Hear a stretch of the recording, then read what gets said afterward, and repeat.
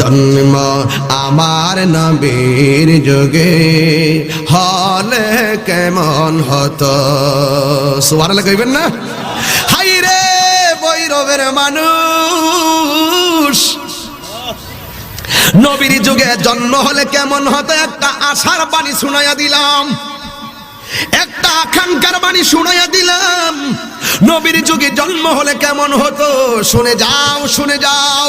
আমরা বাংলার জমিন থেকে মোস্তফাকে একটা মেসেজ দিয়া দেই, নবী গো সাহাবীরা আপনার সামনে দাঁড়াইয়া আপনার বক্তব্য শুনেছে। ও নবী গো সাহাবীরা আপনার পিছনে দাঁড়াইয়া নামাজ পড়েছে। ও নবী গো সাহাবীরা আপনার সঙ্গে ইফতার করেছে। ও নবী গো সাহাবীরা আপনার সঙ্গে জিহাদের ময়দানে গিয়েছে। তাইলে আসুন দেখি আমাদের কথাগুলো নবী একটু শুনুন।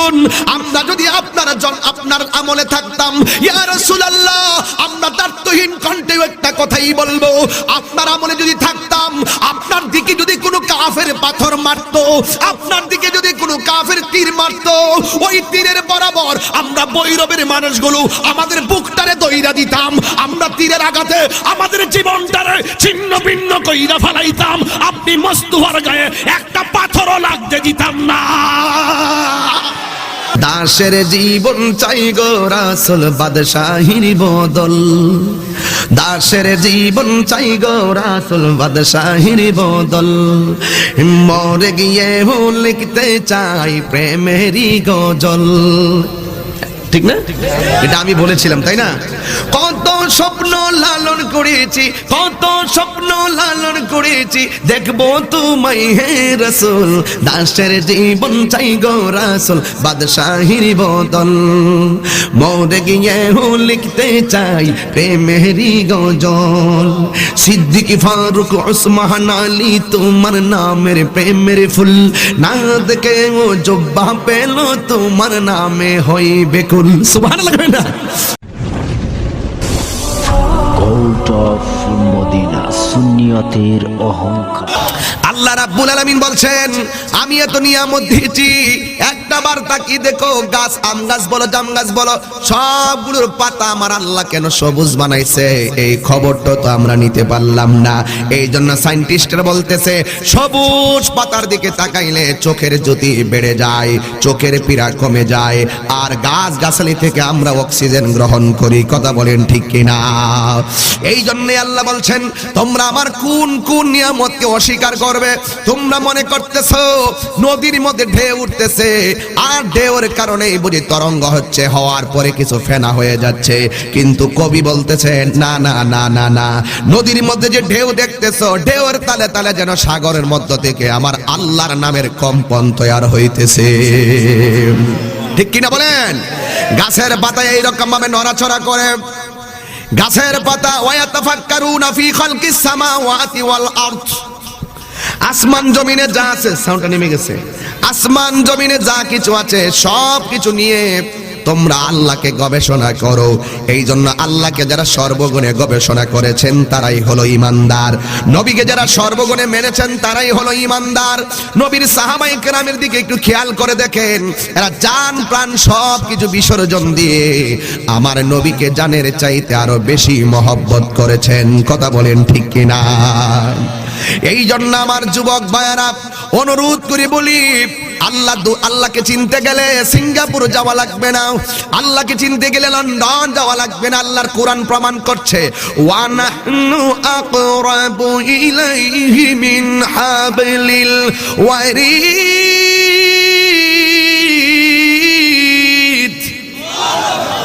আল্লাহ রাব্বুল আলামিন বলেন আমি আল্লাহ তোদের শারগের নিকটে। এই জন্য যুবক ভাইরা আমার হাতের এই পাশে চামড়া আছে, এই পাশেও চামড়া আছে। এই উপরে চামড়া যদি নিচে দিত, নিচের চামড়া যদি উপরে দিয়ে দিত, আমরা গরমটা ধরতে পারতাম না। আমাদের পায়ের চামড়াটা যদি উপরে দিয়া আর উপরের চামড়াটা পায়ের নিচে দিয়ে দিত, আমরা চলতে পারতাম না। আল্লাহ রাব্বুল আলামিন এমন সুন্দর করে তোমারে আমারে বানাইছে। আমার আল্লাহ কেন আমাদেরকে জীবন দিয়েছে, কেন আমার আমার আল্লাহ আমাদেরকে মরণ দিয়েছে, কইলিয়াবলুয়াকুম আইয়ুকুম আহসানু আমালা, তোমাদের মধ্যে কে আমলে উত্তম এটা জাস্টিফাই করার জন্য আমি আল্লাহ রাব্বুল আলামিন পরীক্ষা স্বরূপ জীবন দান করেছি, আবার মরণ দিয়েছি। কথা বলেন ঠিক কি না বলেন? এই জন্য কথাগুলো উড়িয়ে ফেলে দিবেন না। আমি ঘটনা বলছি না, আমি চেতনা নিয়ে কথা বলছি। আমি প্রায় মাহফিলে বলতাম, আচ্ছা ভাই বলো দেখি রাত্রি কেন কালো, সূর্যি মামা কোথা হতে পেল এত আলো, কোকিল কেন এত কালো, ফর্সা কেন বক, চিনি কেন এত মিষ্টি, তেঁতুল কেন টক, ডিমগুলি সবে কি রঙের পার্থক্য নেই মুঠে, সাদা কালো বাচ্চাগুলো কেমন করে ফুটে। সুবহানাল্লাহ। একটা মুরগির নিচে 21 দিন পরে বাচ্চা ডিম থেকে বাচ্চা ফুটায়, ওই মুরগির ডিমগুলো হলো সাদা, সাদা ডিম 12টার মধ্যে 3টা বাদ গেল, আর তাকে 9টা ডিমের মধ্যে 3টা বাচ্চা ফুটলো কালো, আর 3টা বাচ্চা ফুটলো সাদা, আর 3টা বাচ্চা ফুটলো গলা সুলাইল্লা। একটা কথা খেয়াল করেন, একই রঙের ডিম থেকে রঙে বেরঙের মুরগির বাচ্চা পৃথিবীর কেউ ফোটানোর ক্ষমতা নাই, যিনি ফুটাই তিনি হলো আমার তোমার মাওলা। কথা বলেন ঠিক কিনা? এই জন্য আমার যুবক ভাইয়েরা, আল্লাহকে চিনতে হবে। আল্লাহ রাব্বুল আলামিন আমাদেরকে কেন দুনিয়াতে পাঠিয়েছেন? আল্লাহ কোরআনে বলছেন, ওয়ামা খালাকতুল জিন্না ওয়াল ইনসা ইল্লা লিয়াবুদুন। আমার আল্লাহ বলেন, আমি মানুষ এবং জিন জাতিকে সৃষ্টি করেছি একমাত্র আমি আল্লাহর গোলামি করার জন্য। ঠিক কি না বলেন? নামাজের মাধ্যমে যার গোলামি হয়, রোজার মাধ্যমে তারই গোলামি হয়, হজের মাধ্যমে তারই গোলামি হয়, যাকাতের মাধ্যমে সে আল্লাহরই গোলামি হয়।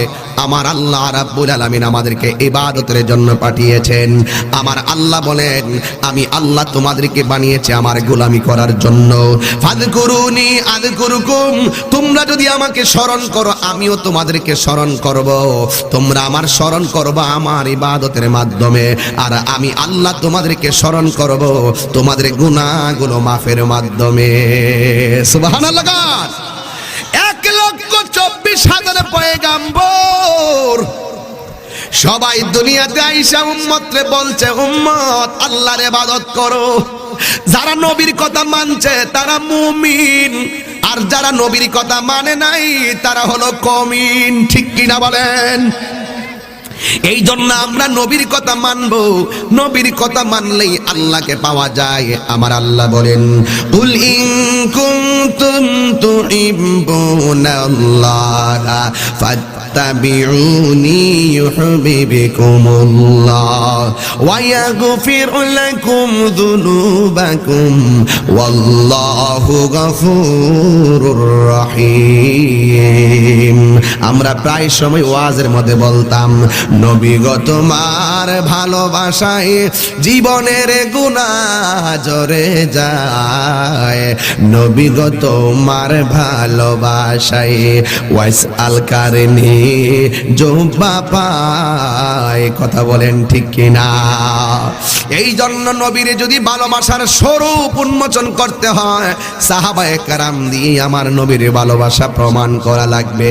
আমার নবীর সাহাবারা নবীরে কেমন ভালোবাসতেন একটি কথা মনে রাখবেন। আল্লাহ বলেন, ও বন্ধু আপনি বলে দিন, ইফ ইউ ডু লাভ আল্লাহ, যদি তোমরা আল্লাহকে পেতে চাও বন্ধু আপনি বলে দেন তারা যেন আপনি নবীকে অনুসরণ করে। আমার নবী বলেন, ফাত্তাবিউনি, আমারে তোমরা অনুসরণ করো। আমার যদি অনুসরণ করো, আমার কথা যদি মানো, আল্লাহ বলেন, ওয়ায়াগফির লাকুম যুনুবাকুম ওয়াল্লাহু গফুরুর রহিম।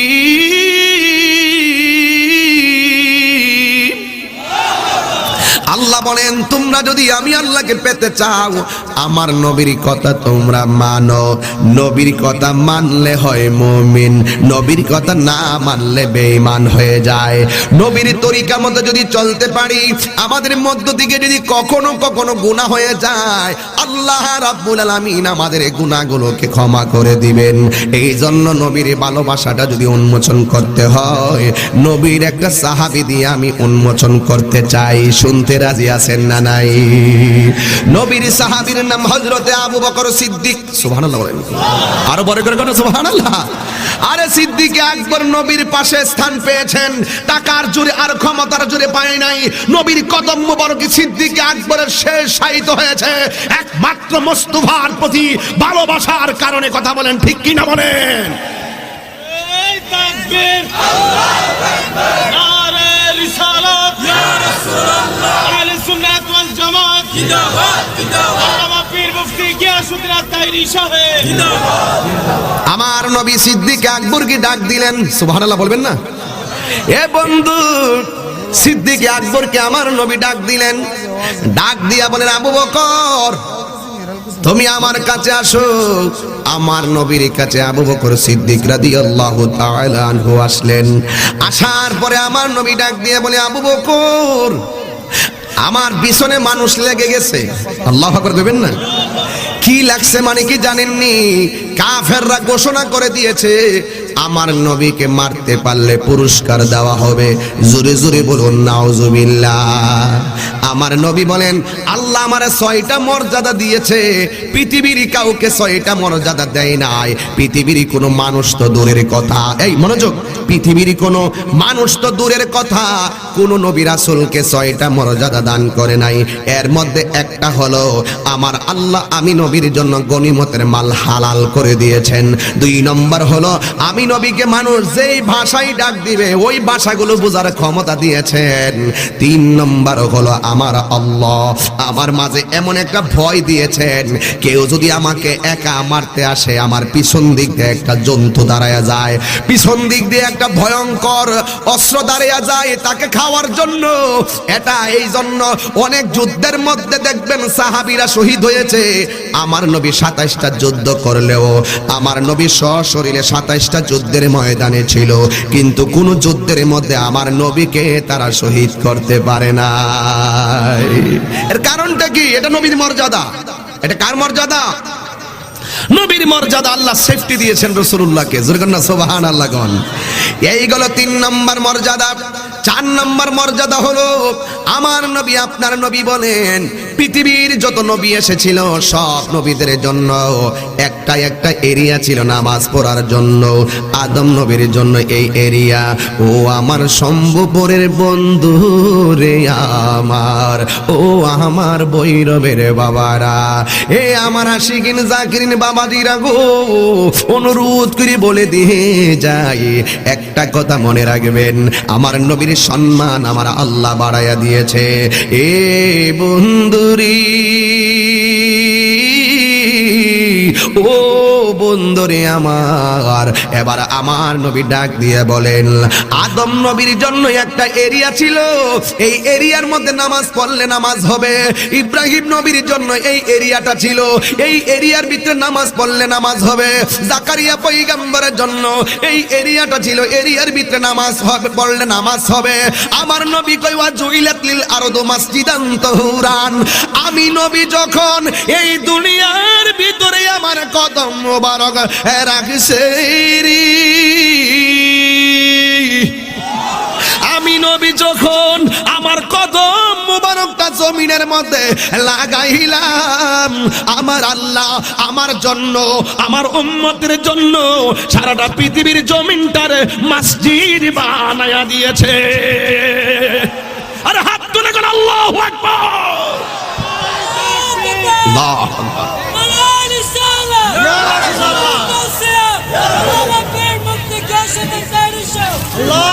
নবীর সঙ্গে কোনো তুলনা আসেনি।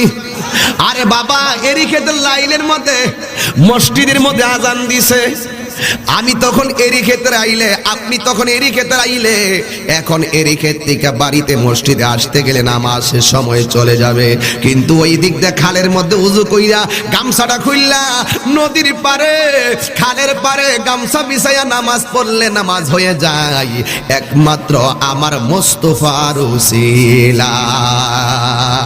ঠিক কি ডাকন? আর না হয় ওই আজান শোনার পরে আস্তে আস্তেই মাগরিবের আজান দিলে আসর আজান চলে যাবে মসজিদে আসতে আসতে। এই যে সুযোগটা পেয়েছেন, এটা আমার মোস্তফার নূরানি কদম মুবারকে বদৌলতে আল্লাহ সারা পৃথিবীর জমিন ঠারে মসজিদ বানিয়ে দিয়েছেন। হাইয়া আলা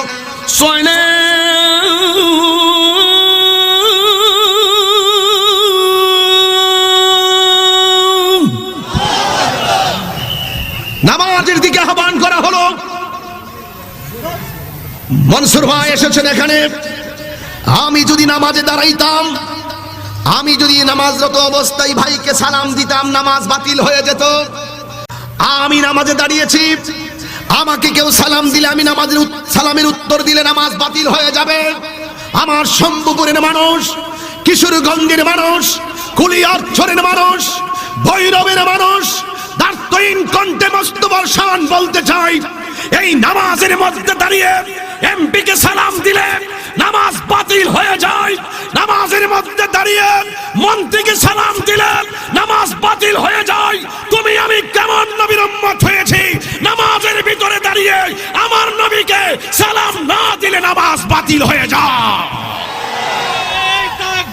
আল্লাহ নারে রিসালাত, ইয়া রাসূলুল্লাহ, আহলে সুন্নাত ওয়াল জামাত জিন্দাবাদ। আমার কথায় কি আপনারা কষ্ট পেয়েছেন? আগে গোড়াই ধরতে হবে, গোড়াই। ইমানের স্বাদ সারা পৃথিবী গুললে পাওয়া যায় না। ইমানের স্বাদ আগে তুমি নিজেকে প্রশ্ন করো, আগে নিজেকে প্রশ্ন করো। 2021 সালে কি পেয়েছি কি হারিয়েছি সেটা দেখার বিষয় নয়। অপরাধ করে থাকলে ক্ষমা চেয়ে নিবেন গুনাহ মাফের মালিককে। কিন্তু সাবধান, এই 2022 আলিঙ্গন করেছেন, কিন্তু এই সাল থেকে আপনি প্রতিশ্রুতি গ্রহণ করুন, আমরা নিজেকে সাজিয়ে নিব মোস্তফার মোহব্বতের পতাকা দিয়ে। রাজি আছেন কিনা বলেন? এই জন্য নবীর সাহাবীদেরকে ফলো করতে হবে। নবীর সাহাবীরা আমার নবীকে কেমন মহব্বত করতেন, জোরে কি সুবহানাল্লাহ কইবেন না? এই জন্য যুবক ভাইয়ের আমার, আমি বলছিলাম নামাজের ভিতরে নবীকে সালাম না দিলে নামাজ বাতিল। কথা কোন ঠিক কিনা? যেই নবীকে সালাম না দিলেন নামাজই হই না, সেই নবী কি আমরার মতো? জোরে আমরার মতো? আল্লাহ বলেন, বন্ধু আপনাকে ওরা মারার জন্য ষড়যন্ত্রের ফাঁদ বুনেছে। ওয়ামাকারু ওয়ামাকার আল্লাহ, ওরা ষড়যন্ত্র করবে, আল্লাহ ষড়যন্ত্রের জবাব দিবেন। মুস্তাফারে কল করে দিয়েছেন, ইয়া রাসূলুল্লাহ আপনি চলে যান মদিনায়। নবী কি নিজের সিদ্ধান্ত নিজে নেয়? নবী কোনো মন গড়া কথা বলে? ওয়ামা ইয়ানতিকু আনিল হাওয়া ইন হুয়া ইল্লা ওয়াহয়ু ইউহা। আল্লাহ বলেন, আল্লাহ হাবিব নিজের মন গড়া কিছুই বলে না, একমাত্র ওয়াহি ব্যতীত। আল্লাহ যখন বললেন, তখন আমার নবী সিদ্দিক আকবরকে ডাক দিলেন, আবু বকর আমি মক্কা থেকে মদিনায় চলে যাব। কথাটা বলতে দেরি সিদ্দিক আকবর চোখের পানি ফেলে কান্না শুরু করলেন।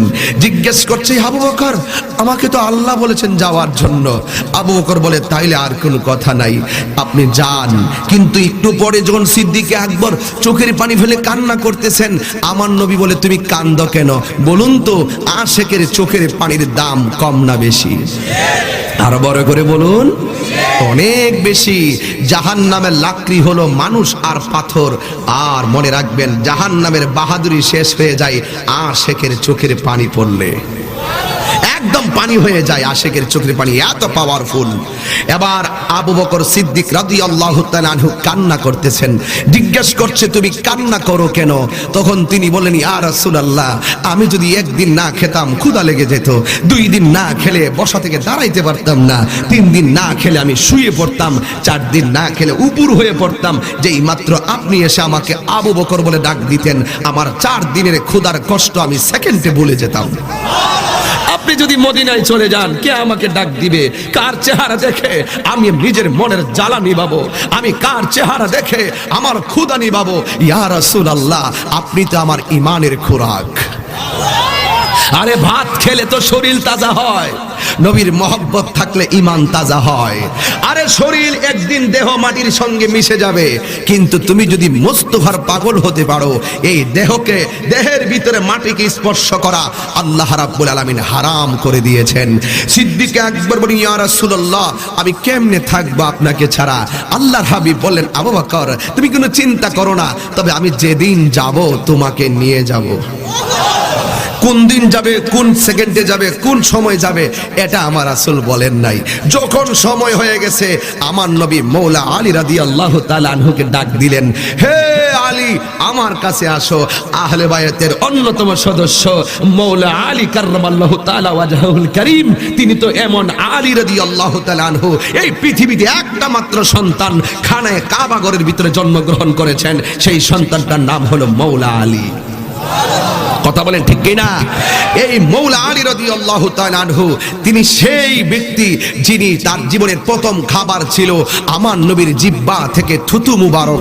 যেই আলী রাদিয়াল্লাহু তাআলা আনহুর প্রথম দেখা ছিল নবীর চেহারা মুবারক, যেই আলী রাদিয়াল্লাহু তাআলা আনহুর প্রথম স্লোগান ছিল ইয়া রাসূলুল্লাহ, সেই আলী রাদিয়াল্লাহু তাআলা আনহুকে আমার নবী ডাকলেন, যার ব্যাপারে আমার নবী বলেছেন, আনা মাদিনাতুল ইলমে ওয়া আলিয়ুন বাবুহা, আমি নবী হইলাম ইলমের শহর, আমার আলী হলো সেই শহরের দরজা। এত আস্তে সুবহানাল্লাহ বললেন। দিনের বেলা মাহফিল কিন্তু মনোযোগ আকর্ষণ করা যায় না, কারণ এলোমেলো ভাবে মানুষ থাকে, নজর, এই যে দেখেন এই দিকটা দাঁড়িয়ে আছে, ওনারা যদি আসতো আরো ভালো লাগতো, তারপর অসুবিধা নেই, ওনারা যদি আরাম হয় ওখানেই থাকুক। তবে একটি কথা খেয়াল করবেন, যা বলি না কেন সময় অনেক অল্প, এরপর আমি চেষ্টা করছি অল্প সময়ের ভিতরে আমার মূল মেসেজটাই দেওয়ার জন্য। নবীর মহব্বত ছাড়া কোনো উপায়। আলী রাদিয়াল্লাহু তাআলা আনহুকে আমার নবী ডাক দিয়ে কয়, আলী তুমি আমার কাছে আসো। আসলেন। আমার নবী ডাক দিয়া বলে, আলী গো, আমি চলে যাব মদিনায় আজকে রাতের বেলায়, কিন্তু তুমি আমার বিছানার মধ্যে শুইয়া থাকবা, তুমি আমার ঘরের মধ্যে থাকবা, কারণ তোমার সঙ্গে আমার দেখা হবে সোনার মদিনায়। জোরে কি আল্লাহু আকবার বলা যাবে না? এবার আলী রাদিয়াল্লাহু তাআলা আনহু এমন ভাবে একটা চাদর নিয়া মুখটারে ডাইকা বিছানার মধ্যে শুয়া রইলেন, আর ওই দিক দিয়ে আমার নবী রাতের বেলায় চুপি চুপি সিদ্দিকে আকবরের বাড়িতে যাইয়া ফাকর আল বাবা, দরজার মধ্যে এইভাবে টুকা দিল। টুকাটা দিতে দেরি রে বাবা, ওই মুহূর্তে হযরতে আবু বকর সিদ্দিক রাদিয়াল্লাহু তাআলা আনহু দরজাটা খুললে কয়, লাব্বাইক ইয়া রাসূলুল্লাহ। আমার নবী ডাক দিয়া কয়, আবু বকর, প্রায় 40 দিন আগে তোমারে বলছি আমি যখন যাব তোমাকে নিয়ে যাব। আজকে রাতের বেলা যে আমি এত গভীর রাতে তোমার কাছে আসব আমি তো বলি নাই, কিন্তু তুমি, আমি আয়েশা দেখলাম, মনে হয় যেন তুমি আগাম খবরটা পেয়ে গিয়েছো, আমি নবী আসতেছি আর তুমি আমার জন্য অপেক্ষা করতেছো, এমনই তো বুঝাইলাম। আবু বকর সিদ্দিক ডাক দিয়া বলে, ইয়া রাসূলুল্লাহ, নবী গো, ও মায়ার নবী, দয়ার নবী, আপনি যেই দিন থেকে আমাকে বলছেন গো আমি আবু বকরকে নিয়ে আপনি মদিনায় যাবেন, ওই দিন থেকে আল্লাহর কসম করে বলি, ওই দিন থেকে আমি আল্লাহর কসম করে বলি, আপনি কোন দিন এসে আমারে ডাক দেন, আপনি যদি একটা ডাকের বেশি 2টা ডাক দেওয়া লাগে, আপনি কোন রাত্রে এসে আমারে ডাক দিবেন, একটা ডাকের বেশি যদি 2টা ডাক দিবেন, আপনি যদি কষ্ট পান আল্লাহ কষ্ট পাবে, আল্লাহ কষ্ট পাইলে আমি আবু বকরের জিন্দেগি সব বাতিল হইয়া যাবে গো নবী। এই জন্য ওয়াল্লাহে তাল্লাহে বিল্লাহ, যেই দিন থেকে আপনি আমাকে বলছেন গো, ওই দিন থেকে গো আমি আবু বকর একটা সেকেন্ডের জন্য বিছানার মধ্যে পিঠ লাগাই না। এবার আমার নবী ওই দিক দিয়ে মৌলা আলী রাদিয়াল্লাহু তাআলা ঢুকে শোয় আসলেন। চেয়ারম্যান সাহেব যদি আমারে ডাক দিয়ে কই, তাহিরি ভাই আপনি আমার বিছানার মধ্যে ঘুমায়া থাকেন, মনসুর ভাই যদি আমারে কয় আপনি আমার রুমটার মধ্যে ঘুমায়া থাকেন, কিন্তু খবরদার আমাকে মারার জন্য মানুষ আসতে পারে, কিন্তু আপনি আমার ঘরে থাকেন, আমি চলে যাচ্ছি আরেক জায়গায়, অবশ্যই আমি ঘরে থাকবো, কিন্তু মুখটা খুললে আমি ঘুমামু, যেন যেই মারতে আসে তারা যেন দেখে আমি মনসুর ভাই না, আমি হইলাম তাহিরি, এই জন্য আমি যেন মায়ের থেকে বাঁচতাম পারি। কিন্তু আলী রাদিয়াল্লাহু তাআলা আনহু তো জানে আমার নবীর শত্রুর কোনো অভাব নাই, ওরা আমার নবীরে তন্ন তন্ন করে খুঁজতেছে।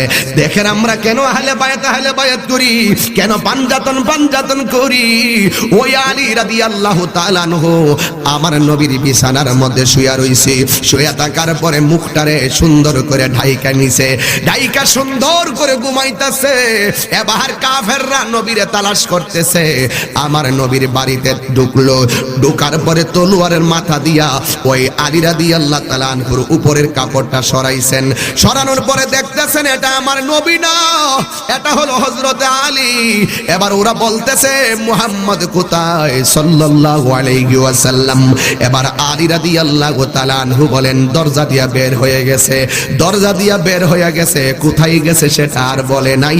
ইন দি মিন টাইমে আমার প্রশ্ন হলো, মুখের মধ্যে কাপড় দিয়ে আলী রাদিয়াল্লাহু তাআলা আনহু ঘুমাইলো। হে আলী, আমি আপনার কাছে জানতে চাই গো, ওরা যদি আপনাকে নবী মনে কইরা, ওরা যদি আপনারে তলোয়ার দিয়ে আঘাত করে মাইরা ফেলাইতো, আপনার কি কোনো কিছু করার ছিল নি?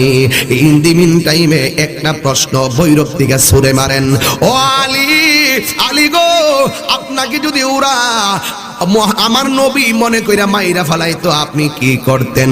আলী রাদিয়াল্লাহু তাআলা আনহুর ঈমান তো তাজা, খোলাফায়ে রাশিদিনের আমল রে কেন স্বর্ণ যুগ বলা হয়?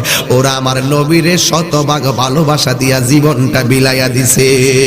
আলী রাদিয়াল্লাহু তাআলা আনহু বলেন, আমি মুখ খুললা ঘুমাইতাম কেন, আমি চেহারা দেখাইয়া ঘুমাইতাম কেন? আমার তো টেনশন নাই, আমার নবী বইলা গেছে মদিনায় নবীর সঙ্গে দেখা হবে।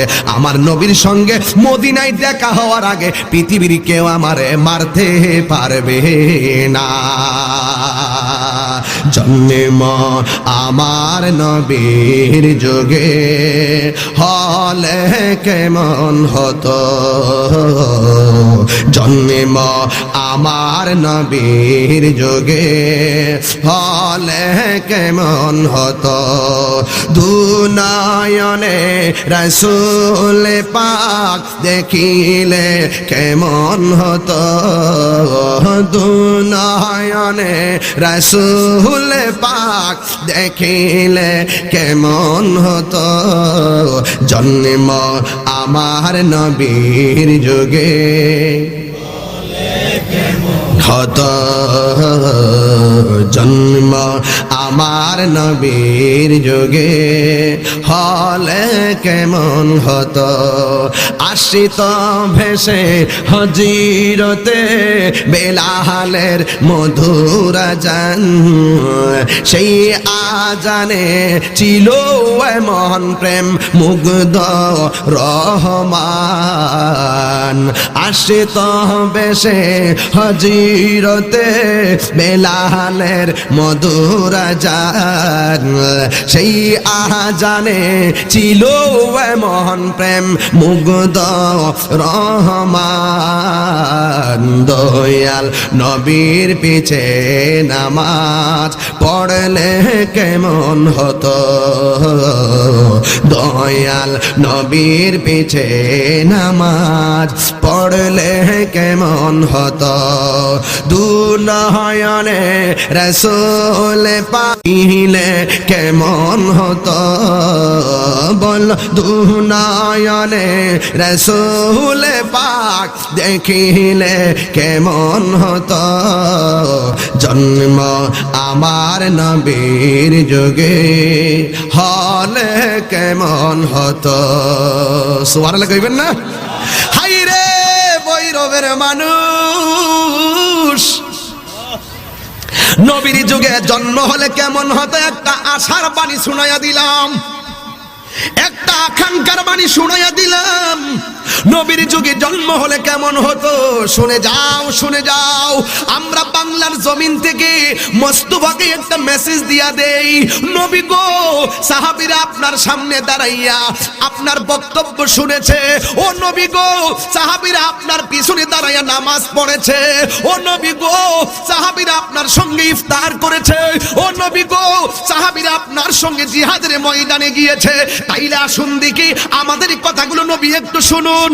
আমরা যদি আপনার আমলে থাকতাম, ইয়া রাসূলুল্লাহ, আত্মহীন কণ্ঠে একটা কথাই বলবো, আপনার আমলে যদি থাকতাম, আপনার দিকে যদি কোনো কাফের পাথর মারতো, আপনার দিকে যদি কোনো কাফের তীর মারতো, ওই তীরের বরাবর আমরা বৈরবের মানুষগুলো আমাদের বুকটারে দইরা দিতাম, আমরা তীরের আঘাতে আমাদের জীবনটারে ছিন্ন ভিন্ন কইরা ফেলাইতাম, আপনি মস্তুহার গায়ে একটা পাথরও লাগতে দিতাম না। আল্লাহু আকবার।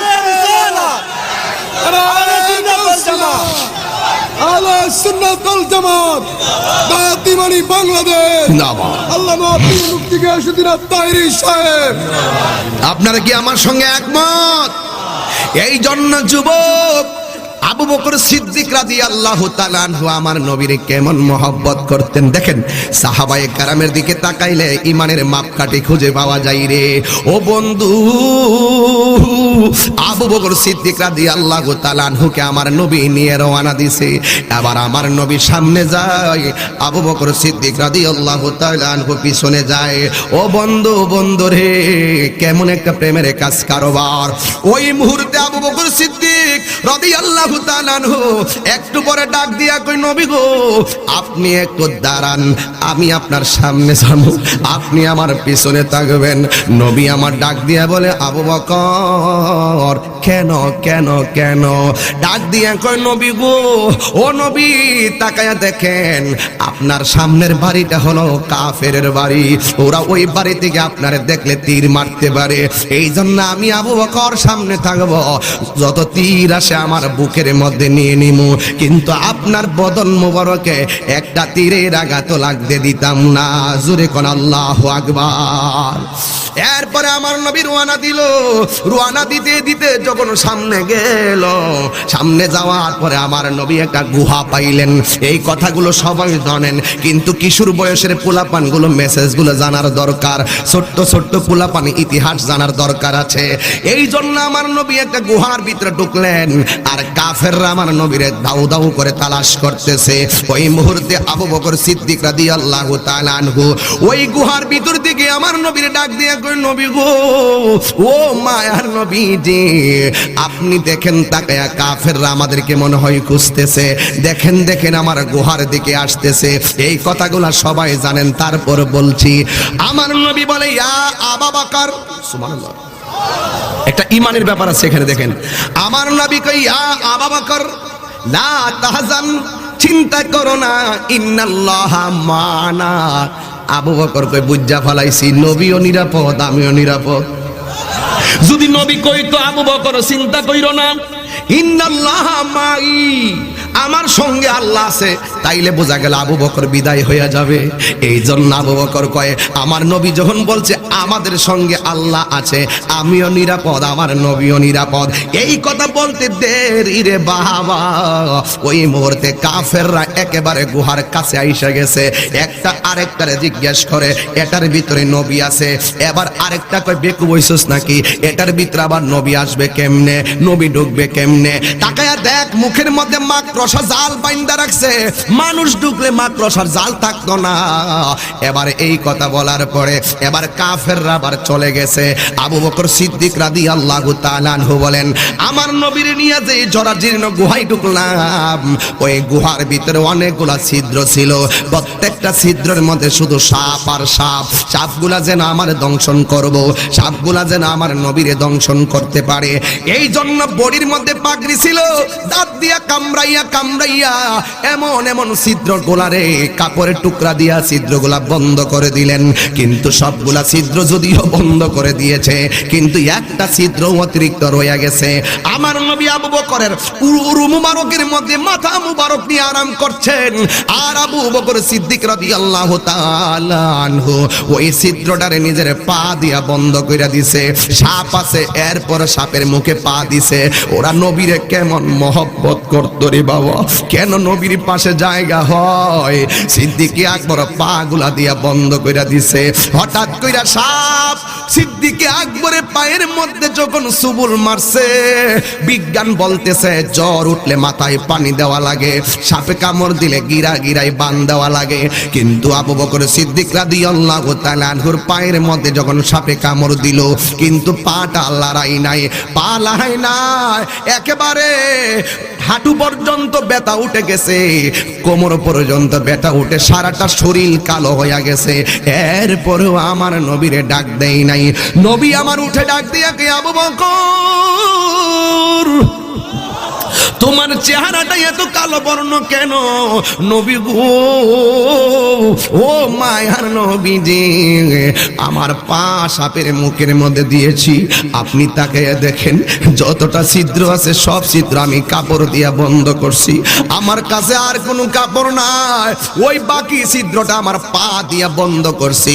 এখন সাপটা আমার পায়ের মধ্যে সুবল মারছে, এই জন্য আমার সর্ব অঙ্গে ব্যথা লাগা গেছে। ইন দি মিন টাইমে আমার নবী ডাক দিয়ে কি, আবু বকর দেখি দেখি দেখি কোন জায়গায় তোমারে সাপে দংশন করেছে। আমার নবীর সামনে সিদ্দিকে আকবরের পাটা দিলেন, দেওয়ার পরে আমার নবী এইভাবে থুতু মুবারকটা লাগাইয়া সিদ্দিকে আকবরের পায়ের মধ্যে যখন লাগাইয়া দিল, যেই মাত্র লাগাইছে রে বাবা, সিদ্দিকে আকবর বলেন আমার পাহাড় সম ব্যথা নবীর থুতু মুবারকের মহৌষধে ভালো হয়ে গেছে। বিজ্ঞানীদের বিজ্ঞানী আঙ্গ নবীজি, বিজ্ঞানীদের বিজ্ঞানী আঙ্গ নবীজি, ঠিক না? আবু বকরকে সাপে কাইটা ধ্বংস করিল, আঙ্গ নবীর থুতু লাইগা ভালো হয়ে গেল, ঠিক না?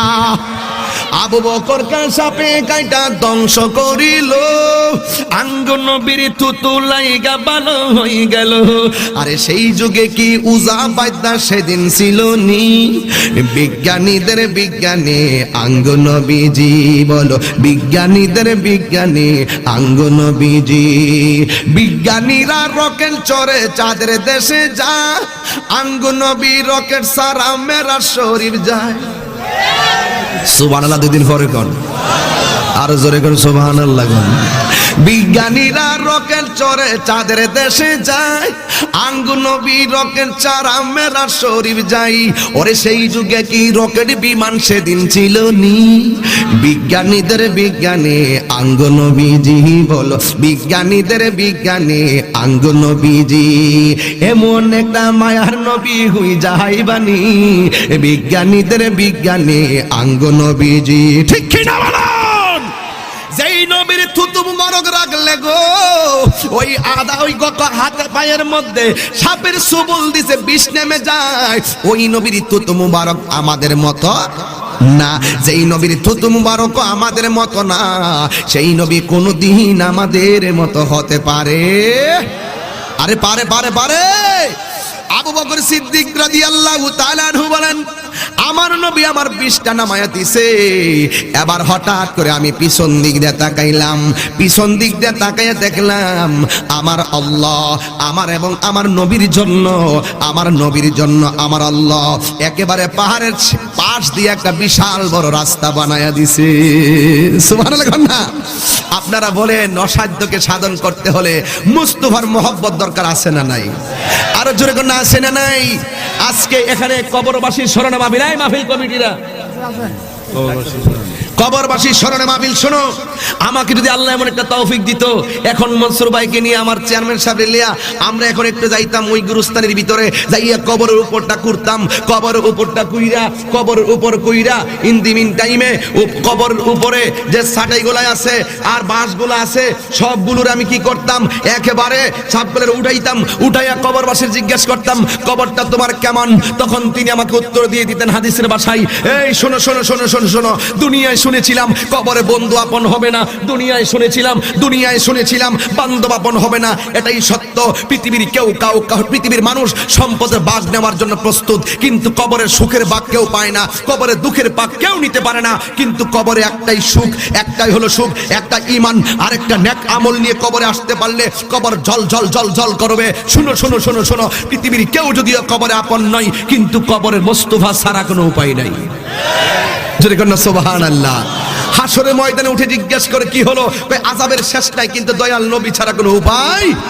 তা আমরা নবীর সুপারিশ চাই কি চাই না? কারা কারা চান হাত তুলে দেখান। শেষ শেষ আর দরকার নেই। ওই দাওয়াত ইসলামের জায়গাটাতে পাইছি, সবাই জানে, সবাই খুশি। 15 তারিখে মাহফিল। কোনটা কোনটা কোনটা? দাওয়াত ইসলামের এই পাশে মাদ্রাসা 105 আর অসুবিধা নাই, চোখ সুন্নি জামাতের মার্কাজ হচ্ছে, সবাই খুশি। এখানে সুন্নিয়তের মার্কাজ হিসেবে দাওয়াত ইসলামী বাংলাদেশের একটা বিশাল বড় জায়গা আলহামদুলিল্লাহ এসেছে। এখানে 15 তারিখে মাহফিল। দাওয়াত ইসলামী বাংলাদেশের 15 জানুয়ারি হলো কি মাহফিল, রাতের বেলা, দিনে দিনে আপনার দিনের বেলা, বাজিও শিবপুর কান্দাপাড়া। সবাই থাকবেন ইনশাআল্লাহ। আর এই মাদ্রাসা আমাদের সুন্নি জামাতের সুন্নি জামাতের মাদ্রাসা, আমাদের মসলকের উপরে মাদ্রাসা। না আজান দেয়া ধারা তো কই বেড়া তো আমার মাইরি লইব। ভক্ত কইতাছে আজান, এটা কার ভাই? মাদ্রাসা আমি উদ্বোধন করে দিই। আচ্ছা আচ্ছা ছাত্রছাত্রীরা মূর্তি তৈরি করে। আচ্ছা আচ্ছা মাদ্রাসা এ জামিয়া হুসাইনিয়া রাদিয়াল্লাহু তাআলা আনহু সুন্নিয়া দরসে নিজামি। এই মাদ্রাসাটা আমার ভাই মনসুর ভাই উদ্বোধন করেছিলেন। এই মাদ্রাসা এটা হলো স্থান শিবপুর। হ্যাঁ, শিবপুর। এই মাদ্রাসায় কিতাব বিভাগ, উর্দু বিভাগ, বাংলা বিভাগ, হিফজ বিভাগ, ইংরেজি বিভাগ সবই আছে। আপনাদের ছাত্রদেরকে অবশ্যই এই মাদ্রাসায় ভর্তি করাবেন। ভাবিরে আমরা একদিন চলে যাবো, মাদ্রাসা থাকলে সুন্নিয়ত জিন্দা থাকবে। কথা কোন ঠিক কি না? আজকে দেখেন মাদ্রাসা না থাকার কারণে আমাদের সংখ্যা বেশি হওয়ার পরও কম মনে হয়। আজকে যদি বৈরবে আমাদের 5টা বড় মাদ্রাসা থাকতো, 5 হুজুরে ফোন দিলাম হইলে যে আপনার ছাত্র নিয়ে মাহফিলে আসেন, এই 5 মাদ্রাসা ছাত্র যদি আইতো, এই মাঠ 3টা বইরে চলে গেলে। কথা কোন ঠিক না বেঠি? এখন তো আমরা মানুষগুলো নিজের পকেটের টাকা খরচ করে বহু দূর থেকে গাড়ি ভাড়া দিয়ে মাহফিলে আসে। কথা কোন ঠিক কিনা? আমাদের মানুষগুলো বিক্ষিপ্ত মানুষ, সবাই একত্রিত হওয়া বহুত কঠিন ব্যাপার। কথা কোন ঠিক কিনা? এই জন্য আপনাদেরকে অনুরোধ করব, আমরা যা কিছু করব নবীর মহব্বতের জন্য করব। তবে নামাজের দরকার আছে না নাই? রোজার দরকার আছে না নাই? মা বাবার খেদমত চাই কি চাই না? কারা কারা চান হাত তুলে বলুন তো দেখি। শোনো, রাখো কইতাছি। এখানে একটি নাত রাসূলের বই আছে, বইটা নিয়ে যাবেন। তবে এখানে একটা গজল আছে, আমি গজলটা গাই। যে দুনিয়ার আমাদের কোনো কিছু দরকার নাই, দাসের জীবন চাই গো রাসূল বাদশাহীর বদল। দাসের জীবন চাই গো রাসূল বাদশাহীর বদল। মরে গিয়ে লিখতে চাই প্রেমেরই গজল। ঠিক না? এটা আমি বলেছিলাম, তাই না? কত স্বপ্ন লালন করেছি, কত স্বপ্ন লালন করেছি, দেখবো তোমায় হে রাসূল। দাসের জীবন চাই গো রাসূল বাদশাহীর বদল। মরে গিয়ে লিখতে চাই প্রেমেরই গজল। সিদ্দিক ফারুক ওসমান আলী তোমার নামের প্রেমের ফুল, না দেখে ও জব্বা পেল তোমার নামে হইবে কুল। সুবহানাল্লাহ কই না? এই একটা কলি 3 ঘন্টার ওয়াজ। সিদ্দিক ফারুক ওসমান আলী তোমার নামে প্রেমের ফুল, না দেখে ও জব্বা পেল তোমার নামে হইবে কুল। কত স্বপ্ন লালন করেছি, কত স্বপ্ন লালন করেছি, দেখবো তোমায় হে রাসূল। দাসের জীবন চাই গো রাসূল বাদশাহীর বদল। মর গিয়ে লিখতে চাই প্রেমেরই গজল। কত স্বপ্ন লালন করেছি, দেখবো তোমায় হে রাসূল। দাসের জীবন চাই গো রাসূল বাদশাহীর বদল। ঠিক কিনা? একটু মহব্বতে বিদায় বলে জিকির করেন আল্লাহ আল্লাহ আল্লাহ আল্লাহ আল্লাহ। একটু গুরুত্ব দিয়ে শুরু করে কয়ে দিছি আল্লাহ আল্লাহ আল্লাহ আল্লাহ আল্লাহ আল্লাহ আল্লাহ আল্লাহ আল্লাহ আল্লাহ আল্লাহ মাবুদ মাওলা ডাকি আমরা তোমারে। আল্লাহ মাবুদ মাওলা ডাকি আমরা তোমারে। আজকের মাহফিল কবুল করো গো তোমার নূর নবীর খাতিরে। মাশাআল্লাহ ও মাবুদ মাওলা রে ডাকি আমরা তোমায় রে ও মাবুদ মাওলা রে ডাকি আমরা তোমায় রে মাশাআল্লাহ শুনছি তুমি বাবা পাড়ের নাইয়া দয়াল মুর্শিদ শুনছি তুমি বাবা পাড়ের নাইয়া মাশাআল্লাহ আমার চল তরে টেনে নিও বাইয়া দয়াল মুর্শিদ শুনছি তুমি বাবা পাড়ের নাইয়া মাশাআল্লাহ মুর্শিদ বুকের ভিতর দুঃখের আগুন জল দিলে তা বাড়ে দ্বিগুণ মনের বেদন কেমনে তাকি সইয়া মাশাআল্লাহ আমার অন্তরে দুরন্ত জ্বালা দেখাইলাম না খুইলা তালা জোড়া এসে প্রেমের পরশ দিয়া দয়াল মুর্শিদ শুনছি তুমি বঙ্গ পারের নাইয়া মাশাআল্লাহ শুনছি তুমি বাবা পাড়ের নাইয়া দয়াল মুর্শিদ শুনছি তুমি বাবা পাড়ের নাইয়া মাশাআল্লাহ জবানটা খুলেন না জবানটা খুলেন না আল্লাহ আল্লাহ আল্লাহ মুর্শিদ তুমি আমার হৃদয় রতন সময়ে করলাম না যতন এই মিনতি রাখি গো জানাইয়া মাশাআল্লাহ অদমেইতা হিরি বলে আমার প্রাণ যায় ইবার কালে প্রাণ যেন যায় দয়াল নামটি লইয়া দয়াল মুর্শিদ শুনছি তুমি বাবা পারের নাইয়া মাশাআল্লাহ আল্লাহ আল্লাহ আল্লাহ আল্লাহ আল্লাহ আল্লাহ লা ইলাহা ইল্লাল্লাহ মুহাম্মাদুর রাসূলুল্লাহ সাল্লাল্লাহু আলাইহি ওয়াসাল্লাম। কারণই তো নাই, সকলে বলে আলহামদুলিল্লাহ। আর জোরে করে আলহামদুলিল্লাহ। কারা কারা খুশি হাত তুলেন তো দেখি। রাখ রাখ রাখ রাখ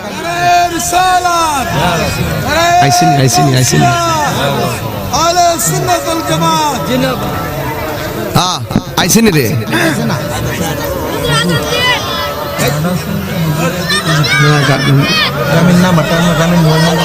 আমারে শোনো, চাহিদার শেষ নাই রে বাবা। আমি সিলেট থেকে আসছি, গতকাল 3টি মাহফিল ছিল, আজকে আমার 3টি প্রোগ্রাম। মারহাবাগন। এখন চলে যাবো কসবা, কসবা থেকে কুমিল্লা, আগামীকাল এরপরের দিন আবার চিটাগাং, একটা বাঁশখালী, চকরিয়া, হাটহাজারি, একবারে আসল জায়গা। যাই হোক, আল্লাহ কবুল করুক, আমিন কন। আরো যেরকম আমিন। একটা কথা বলতে চাই, রাখবেন নি আপনারা? মা বাবার খেদমত করবেন নি? এই খেদমত করবেন নি? মা বাপরে কষ্ট দিয়া ওয়াজ হইলে লাভ হইব? পিছে পাশে মুড়ি দিয়া আব্বা আব্বা করলে লাভ হইব? মা বাপরে কষ্ট দেওয়া যাবে? আর একটা কথা বলি, আমার যুব সমাজ এবং কিশোর বয়সে যারা আছে, ইদানিং তারা বিপথে চলে যাচ্ছে নেশার কারণে। কথা বলেন ঠিক কিনা? এই নেশা কি চলবে? এই নেশা চলবে? মাদক, ইয়াবা, ফেঞ্চি, এগুলা কি চলবে? দেখেন একটা জিনিস কি, আপনার আল্লাহ বিবেক দিছে, বুঝেন। নেশা খাইলে আপনার কি হয়ে যাবে? মেধা লোপ পেয়ে যাবে, শারীরিক অবক্ষয় হবে, সংসারে অশান্তি নেমে আসবে।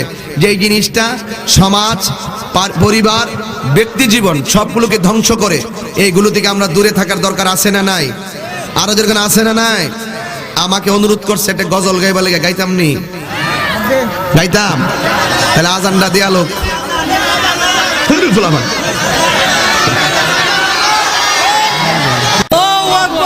এই বাইরে মাইক বন্ধ করছো? আজানটা শেষ হলে বাইরে মাইকটা দিয়ে দিও, 15 মিনিট। হ্যাঁ,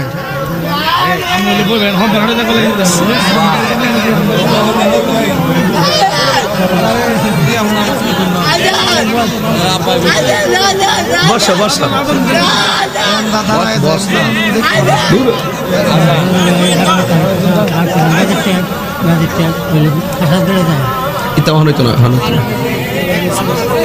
সকলে কন্যা দাও আল্লাহু আকবার কন্যা গেলে গে আমার একটা গজল গাইতে বলছে, গজলটা আগে গাই, এরপরে আজানের 2-3টা কলি গামনের শিক্ষার জন্য, ঠিক আছে ইনশাআল্লাহ।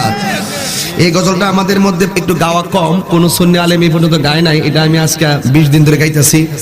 এই গজলটা আমাদের মতাদর্শের ভিন্নতা ছাড়া তারাই বেশি গা। এরপরে যেহেতু কথাগুলো ঠিক আছে, এই জন্য এই কথাগুলো গাইতে কোনো অসুবিধা নাই। কোন গজল নিয়ে কি কোনো শত্রুতামি আছে?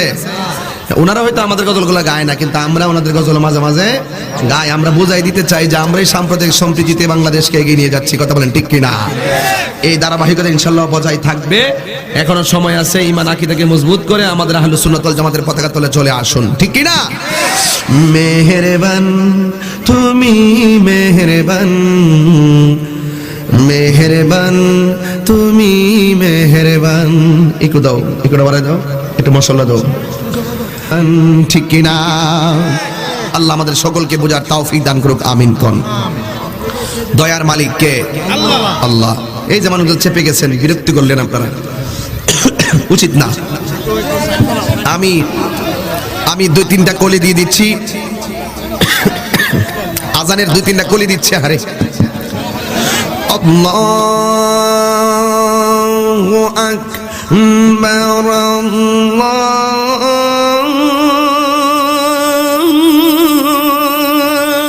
আল্লাহু আকবার,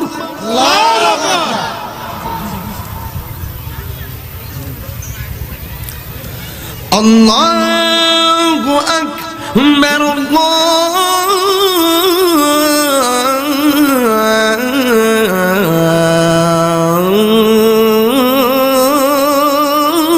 আল্লাহু আকবার।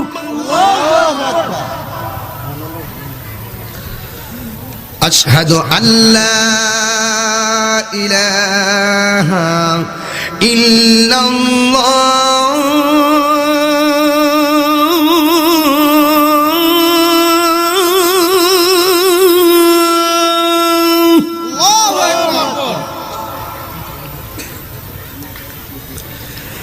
আশহাদু আল্লা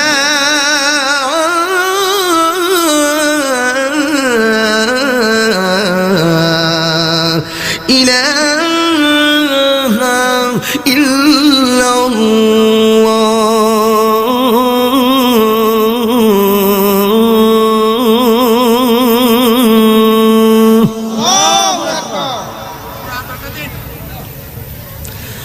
আশহাদু আন্না মুহাম্মাদার রাসূলুল্লাহ,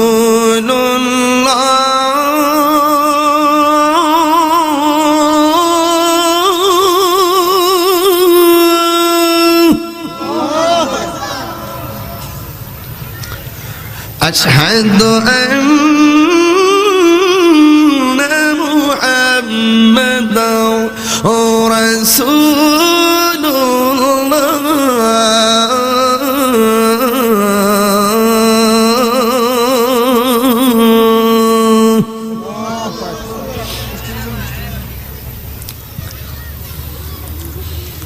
হাইয়া আলাস সালাহ,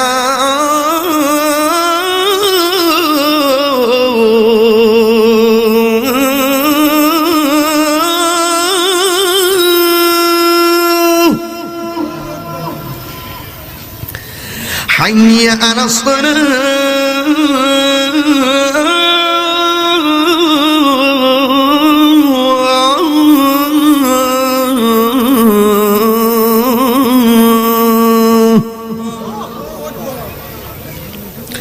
حي على الفلاح،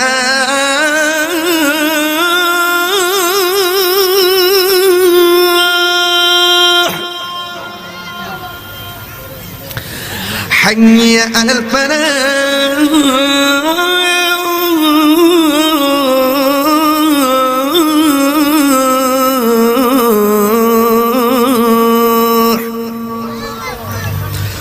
الله أكبر، الله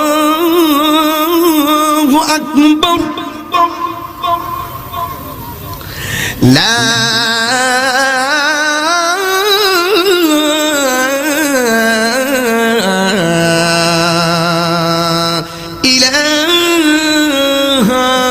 إلا الله